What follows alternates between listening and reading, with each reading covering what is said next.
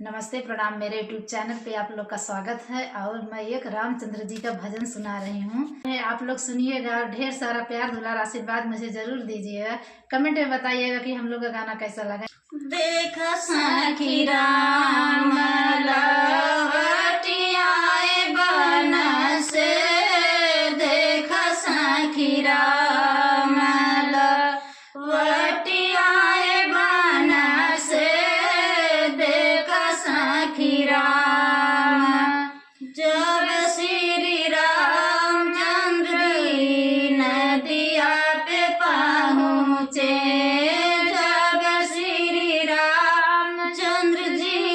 नदिया में पहुँचे, सूखल नदिया बहन लागे जल से, देख सखी राम लवटियाए बन से, देख सखी राम लवटियाए बन से,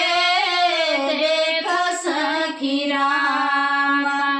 जब श्री रामचंद्र बगिया में पहुँचे, जब श्री रामचंद्र जी बगिया में पहुँचे, सूखल पेड़ वाला टगी जल फल से, देख सखी राम लवटियाए बन से, देख सखी राम लवटियाए बन से, देख सखी राम।